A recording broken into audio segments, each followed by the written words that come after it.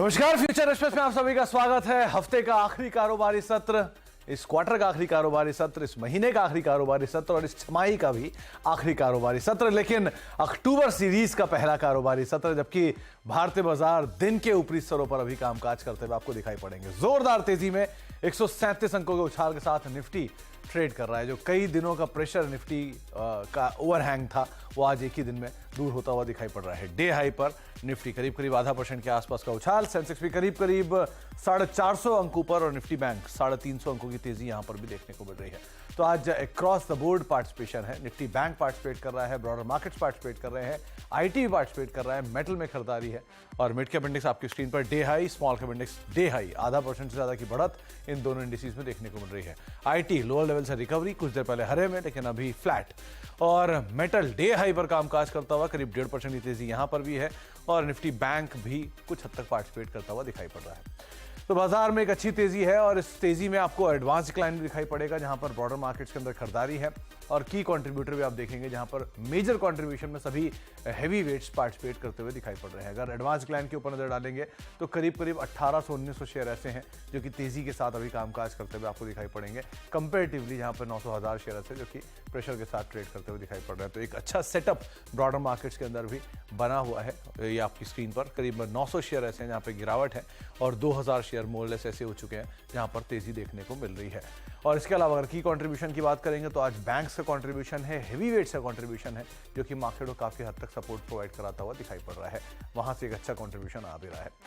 इसके अलावा आज हम बातचीत करेंगे शिवांगी सरदा मैम से, हमारे साथ मौजूद हैं मोतीलाल ओसवाल सिक्योरिटी से, और उनसे हम बातचीत करेंगे कि नई सीरीज को कैसे देख रहे हैं, कैसे रीड कर रहे हैं मार्केट्स को, क्या करना चाहिए बाजार में, इंडिविजुअल ट्रेड्स पर बातचीत होगी और साथ ही साथ एक सस्ता ऑप्शन आइडेंटिफाई कराएंगे।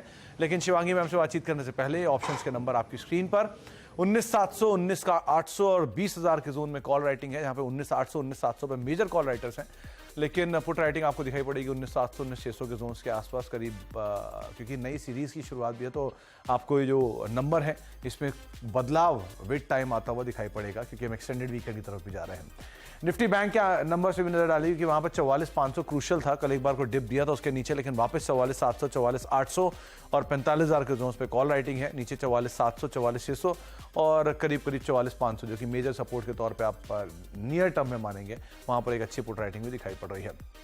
Broader markets bullish, 107 share long, करीब 60 शेयरों में शॉर्ट कवरिंग, 18 में शॉर्ट और एक अनवाइंडिंग आपको दिखाई पड़ेगी। कहां पर लॉन्ग बन रहे हैं और कहां पर बढ़िया शॉर्ट कवरिंग है वो आप स्क्रीन पर आता हुआ देखेंगे कि मेजरली आज न्यूज फ्लोज ड्रिवन स्टॉक्स के अंदर थोड़ा प्रेशर आपको जरूर दिखाई पड़ेगा, लेकिन ब्रॉडर मार्केट्स में खरीदारी है। इसमें फार्मा और विंडो फार्मा लीड कर रहा है, Sun TV, L&T finance holding, NTPC, M&M financial 3.5 से लेकर 6% ऊपर, ग्लेनमार्क फार्मा शॉर्ट कवरिंग में, पिरामिड एंटरप्राइजेस फार्मा से 3.5% ऊपर, हिंडाल्को, मेट्रोपोलिस और वेदांता कुछ और ऐसे नाम जो कि 3-3.5% ऊपर कामकाज कर रहे हैं।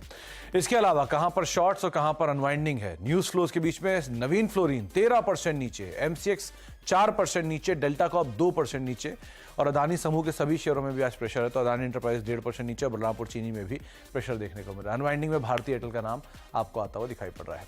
इन सब नंबर्स के बीच में बातचीत करते हैं शिवांगी मैम से।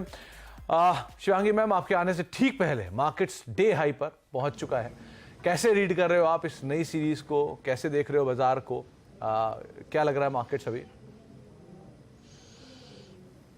नमस्कार सुमित जी, बहुत धन्यवाद। तो हमने देखा है कि 19,550 एक काफ़ी क्रूशल सपोर्ट रहा है, जहाँ पे एक सपोर्ट बेस बाइंग देखने को मिल रही है। इस जोन्स में जिस तरह से बाइंग इंटैक्ट है और हम देख रहे हैं फॉलो अप भी धीरे धीरे देखने को मिल रहा है, तो काफ़ी पॉजिटिव आउटलुक लग रहा है as we step into the October series. हमने देखा है कि रोल ओवर जो है वो 76% के आसपास थे, जो कि 3 मंथ्स के एवरेज के आसपास है।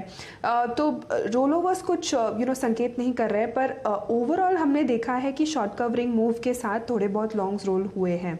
सेक्टर स्पेसिफिक एक अच्छी बात है कि सारे ही सेक्टर ने पॉजिटिव में बंद किया है और काफ़ी सेक्टर्स में रोल ओवर्स हुए हैं स्पेसिफिकली स्टॉक्स में। तो ओवरऑल मार्केट का जो रुख रवैया है वो काफ़ी पॉजिटिव लग रहा है। यहाँ से बाय ऑन डिक्लाइन स्ट्रैटेजी की ही रणनीति अप्लाई करने लायक है।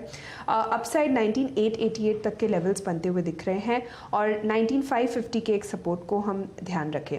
दूसरी ओर अगर हम बैंक निफ्टी की बात करें तो ऑफ कोर्स यहाँ पे एक अंडर परफॉर्मेंस ज़रूर देखने को मिला था पिछले 4-5 सेशंस में, पर आज हम देख रहे हैं कि इसमें भी स्ट्रेंथ बनते हुए दिख रही है।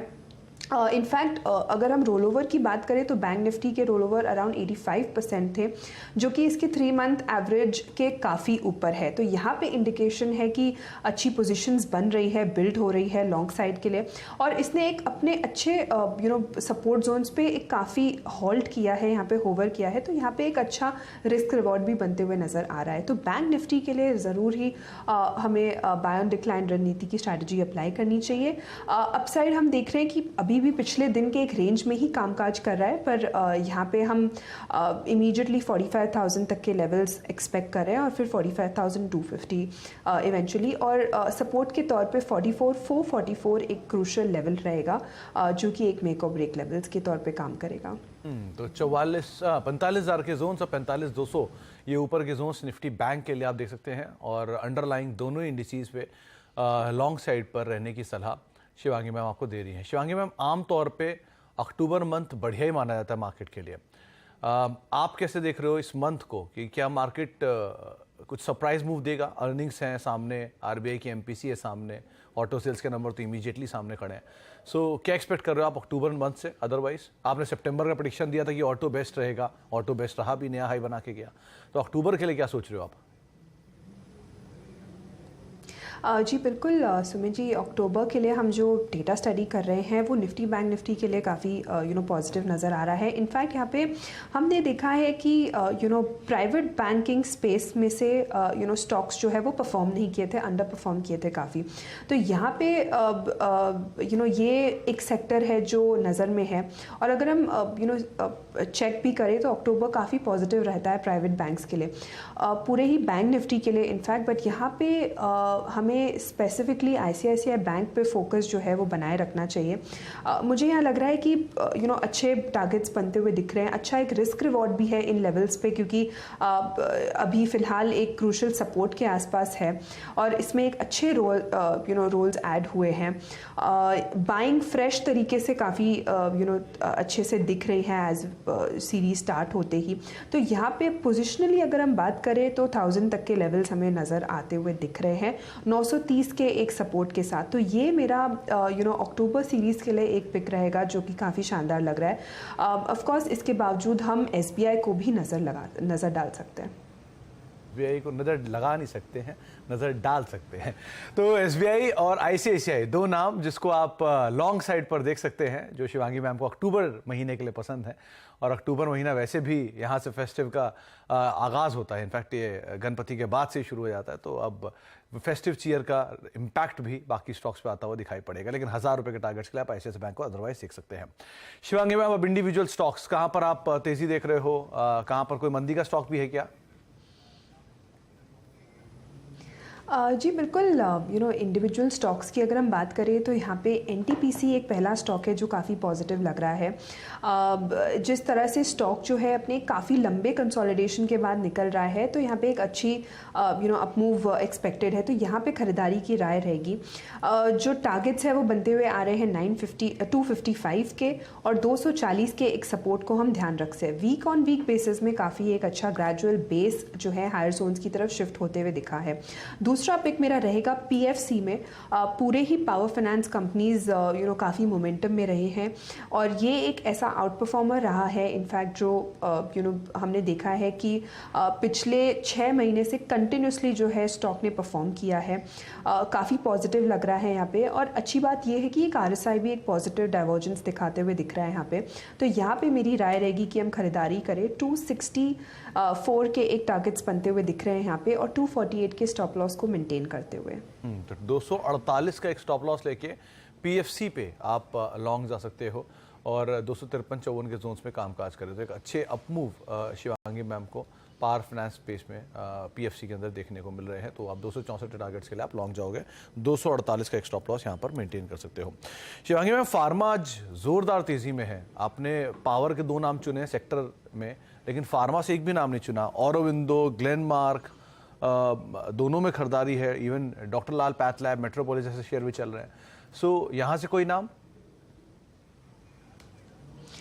जी फिलहाल मेरे रडार पे इनफैक्ट था भी फार्मा से लुपिन एक ऐसा काउंटर, बट ओवरऑल हमने देखा है कि फार्मा के जो कुछ हैवी वेट्स है वो काफ़ी अंडर परफॉर्म किए हैं, बट लुपिन एक ऐसा स्टॉक है जो काफ़ी रेजिलेंट रहा है अपने सपोर्ट जोन्स पे, और हमने देखा है कि पिछले वीक के एक थोड़े बहुत करेक्शन के बावजूद स्टॉक जो है उसने एक अच्छा रिकवरी देखा है और होल्ड कर रहा है अपने की एक्सपोनेंशियल मूविंग एवरेज को भी डेली फ्रेम में। तो यहाँ पे मेरी नज़र लुपिन पे रहेगी 1730 के लिए टारगेट्स के लिए, और 1635 के एक स्टॉप लॉस को हम ध्यान रख सकते हैं। तो लुपिन एक नाम फार्मा से जिसके ऊपर आप नजर बनाकर रख सकते हो।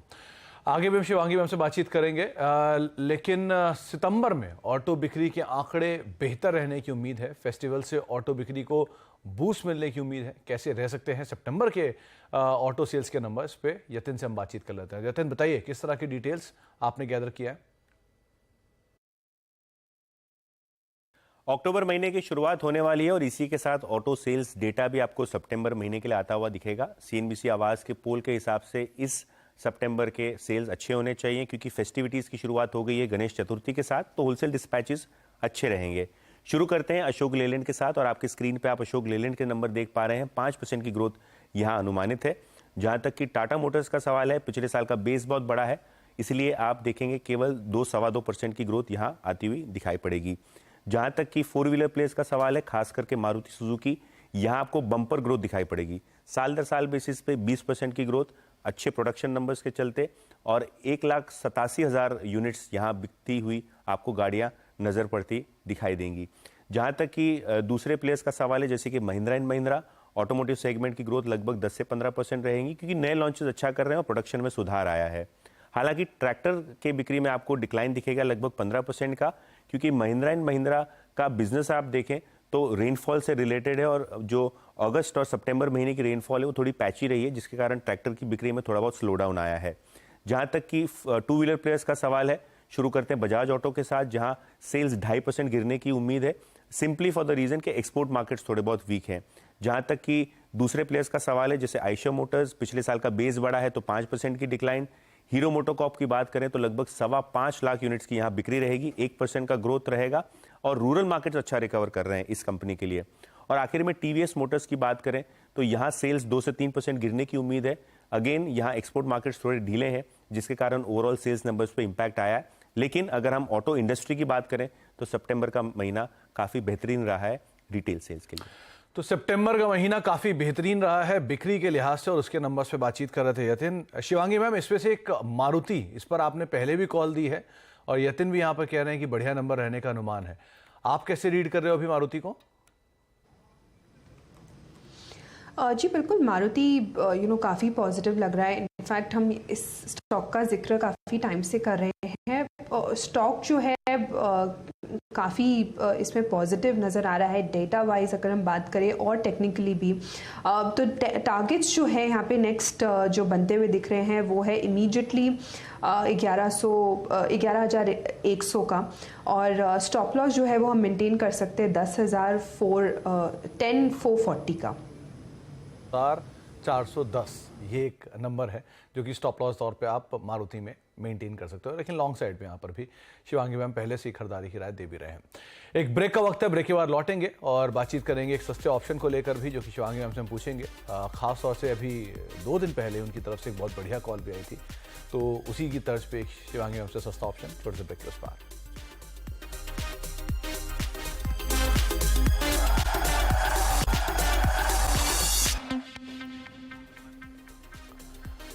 आप देख रहे हैं फ्यूचर एक्सप्रेस, और 19,470 के जोन्स में अभी 1970 माफ कीजिए के जोन्स में निफ्टी अभी कामकाज कर रहा है, और करीब करीब 2000 स्टॉक्स जो कि एडवांसेस साइड पर हैं, और रफली 900-950 शेयर जो है डिक्लाइन साइड पर हैं। बीएससी पे 2200 का नंबर है, 1250 शेयर ऐसे जो कि गिरावट साथ अभी वहां पर कामकाज करते हुए दिखाई पड़ रहे हैं।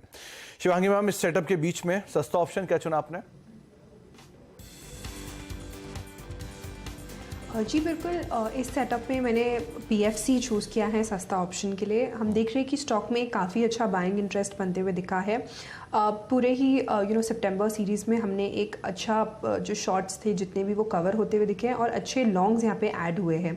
तो फ्रेश बाइंग यहाँ पे देखने को मिल रही है हायर जोन्स पे और अपने एक पिछले हर्डल को भी काफ़ी अच्छी तरह से सरपास करके स्टॉक होल्ड कर रहा है यहाँ पे। तो यहाँ पे मेरी राय रहेगी कि हम 254 के एक कॉल ऑप्शन में ख़रीदारी करें।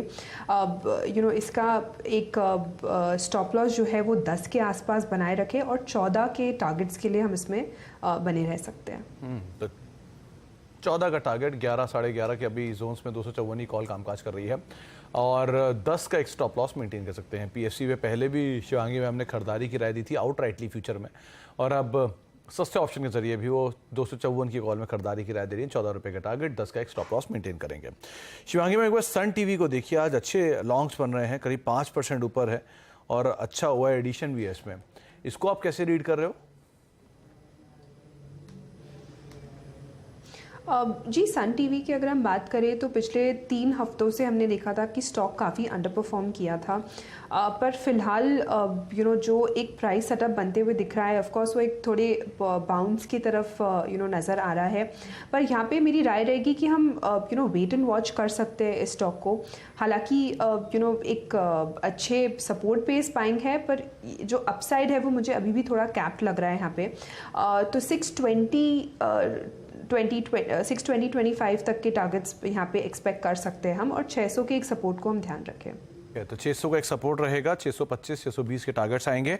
नवीन फ्लोरीन, इसको और देखिए, आज 12.5-13% का एक डिप है और वो एमडी साहब के इस्तीफे के बाद यहाँ पर प्रेशर एक्सटेंड हुआ, 13% के आसपास का डिक्लाइन है। न्यूज़ फ्लोज भी हैं, हैवी ओआई के साथ शॉर्टिंग हो रही है यहाँ पे। इसको कैसे रीड कर रहे हो आप? कहाँ तक ये डिक्लाइन लेके जाएगा इसे? जी बिल्कुल, इस स्टॉक की अगर हम बात करें तो स्टॉक पिछले 3 हफ्तों से काफ़ी एक डल मोमेंटम में था। इसने इनफैक्ट 4 दिन पहले ही अपने की एक्सपोनेंशियल मूविंग एवरेज को भी तोड़ दिया था। ऑफ कोर्स आज का जो डिक्लाइन है वो प्योरली एक न्यूज़ ट्रिगर है। तो यहाँ पे मेरी राय रहेगी कि हम थोड़ा अवॉइड कर सकते हैं, स्टॉक को स्टेबलाइज होने देते हैं, फिर हम इसमें कुछ राय लेते हैं। स्टेबल होने दीजिए, उसके बाद यहाँ पर आप राय ली जाएगी। लेकिन एक खबर M6 के संदर्भ में आ रही है, यहाँ पे CNBC आवाज़ की जो खबर थी उस पर मोहर लगते हुए दिखाई पड़ रही है। खबर ये थी कि मामला जो इनके सॉफ्टवेयर को लेकर जो मामला था वो अब सेबी की टेक्निकल एडवाइजरी कमेटी को भेजा जाएगा। ये एक डिटेल आ रही है और सेबी के सवालों का 3 अक्टूबर को जवाब देंगे। सेबी के सवालों का 3 अक्टूबर तक M6 जो है वो जवाब देगा। शिवांगी मैम, आज M6 में हैवी फॉल, ये भी एफ&ओ के टॉप लूजर्स में शुमार है। 3% के आसपास का डिक्लाइन है, 15% वो एडिशन है। इसको आप कैसे रीड कर रहे हो? जी बिल्कुल, M6 की अगर हम बात करें तो यहाँ भी एक हमने देखा है कि न्यूज़ बेस्ड एक काफ़ी प्राइस मोमेंटम हुआ है। पर अगर हम पोजिशनली बात करें तो स्टॉक में हम फिर भी बने रह सकते हैं। स्टॉक जो है ओवरऑल उसमें कुछ रॉन्ग नहीं है फंडामेंटली, तो हम इसमें थोड़ा वेट कर सकते हैं। अगर पोजिशनली किसी के पोर्टफोलियो में है तो पैनिक ना करें, तो यहाँ पे हम बिल्कुल बने रह सकते हैं। ओके, तो इस पर आगे भी हम बातचीत करेंगे। इनफैक्ट पिछले 1 घंटा पहले या सवा घंटा पहले इसी मामले को हमने ब्रेक किया था और उसी खबर के ऊपर अब ये कंफर्मेशन आता हुआ दिखाई पड़ रहा है, जहाँ पे मामला सेबी टेक्निकल एडवाइजरी कमेटी को भेजा जाएगा और उसके ऊपर 3 अक्टूबर तक जो M6 का जवाब देता हुआ दिखाई पड़ेंगे। अनुज जी हमारे साथ मौजूद भी हैं इस पूरी डिटेल के साथ। कुछ देर पहले उनसे ही ये इस पर बातचीत हो रही थी, तो एग्जैक्टली वर्ड बाय वर्ड ये खबर आई है। वो सुमित, एक्चुअली मुझे हैरानी नहीं है क्योंकि जो मेरे सोर्सेज थे वो काफ़ी सटीक थे और ये पूरा का पूरा मामला ही ये इसमें यहाँ पर जो है वो टेक्निकल था। इसकी वजह से ये था कि यहाँ पर इशू ये था कि एक चेन्नई बेस्ड इन्वेस्टर फोरम ने मामला रेज़ किया था, तो उसके लिए सेबी ने बोल दिया था कि अभी के लिए आप रुक जाइए, लेकिन एक जवाब मांगा था उनसे कि आप हमको जवाब दीजिए इसका, उसके बाद हम इस पर एक डिसीजन लेंगे। और वो जवाब उनसे मांगा गया था, वो 3 अक्टूबर तक वो जवाब आना था और वो जवाब आने के बाद सेबी की टेक्निकल एडवाइजरी कमेटी को मामला जाना था। सेबी की टेक्निकल एडवाइजरी कमेटी को डॉक्टर DB पाठक हेड करते हैं, जो पद्मश्री हैं और IIT बॉम्बे के प्रोफेसर एमेरिटस हैं। अब ये मामला भले ही मद्रास हाई कोर्ट में 16 अक्टूबर को है, लेकिन 3 अक्टूबर तक अगर MCX इसका जवाब दे देता है, उसके बाद सेबी की टेक्निकल एडवाइजरी कमेटी अगर उसको अप्रूव कर देती है तो उनको गो हेड मिल जाएगा। ये मेरे सोर्सेज मुझे बता रहे हैं। और अब हमने लिखा था MCX को, वैसे खैर अब MCX ने एक्सचेंज को बता दी, इन्फॉर्मेशन दे दी, तो बिल्कुल सब मामला क्लियर हो गया। दो तरह की चीज़ें हैं। MCX पहले चला है एक ही खबर के ऊपर कि इनका सॉफ्टवेयर रन होने वाला है, उस खबर के बीच में ये न्यूज़ आती है और MCX में बड़ा डिप आ जाता है। तो निवेशक दो पार्ट हैं, कुछ लोगों को लग रहा है कि MCX की ये सॉफ्टवेयर इम्प्लीमेंटेशन बेटर साइड पर है, उनके लिए बेटर है, लेकिन इस खबर को कितना कंसर्न मान के वो अपनी लॉन्ग पोजीशन में रहें या हट जाएं?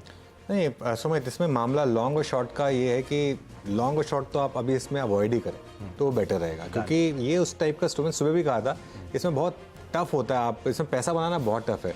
फ्राइडे को इसमें शॉर्ट फंसे होंगे, मतलब अगर आपने लॉन्ग कर लिया होगा आज सुबह सुबह आप फंस गए होंगे, सुबह अगर आज आपने इसको शॉर्ट कर दिया सुबह सुबह आप शॉर्ट करके फंस गए, क्योंकि फ्राइडे को तो आप अगर अपनी पोजीशन कल अगर आप अपनी पोजीशन कैरी फॉरवर्ड करके चले गए थे, आज सुबह सुबह 10% स्टॉक नीचे खुला, आज सुबह 10% नीचे अगर आपने शॉर्ट कर दिया होगा तो अब आप नीचे फंस गए, क्योंकि ये स्टॉक रिकवर हो गया, तो वो उस पर ना जाए। मैं इसमें इस जो मुद्दा है इसका उसका जवाब दे रहा हूँ, ये होना है, अल्टीमेटली ये होना है, नए प्लेटफॉर्म पे जाना है, लेकिन बस ये है कि ये वाला जो मामला था टेक्निकल एडवाइजरी कमेटी को जाएगा, वो उसको अप्रूव कर देगी, उसके बाद ये होगा ये। लेकिन जो हम समय में एक्सक्लूसिव की थी, इस पर नजर रखनी होगी अब हमें इसमें, इस पूरे अपडेट में। अभी 3 अक्टूबर को जवाब देंगे, उसके बाद सेबी की टेक्निकल एडवाइजरी कमेटी को जाएगा, मेरे ख्याल से अगले हफ्ते ये मामला क्लियर हो जाएगा। अगले हफ्ते ईदर वे, ओके, मतलब हो रहा है या नहीं हो रहा है हमको अगले हफ्ते पता चलेगा। चलिए, तो एक अपडेट जो आपको कुछ देर पहले हमने ही बताया था और उस खबर का कंफर्मेशन आप अभी अभी आते हुए देख रहे हैं, लेकिन अगला हफ्ता क्रूशल रहेगा जिसमें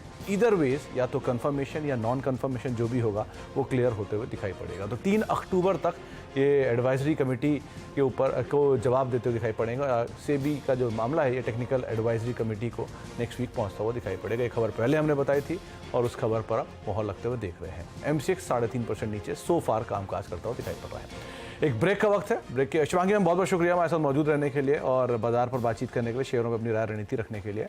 ब्रेक का वक्त है, ब्रेक के बाद लौटेंगे और सास बहू और सेंसेक्स आशीष वर्मा के साथ आप देखेंगे। नमस्कार।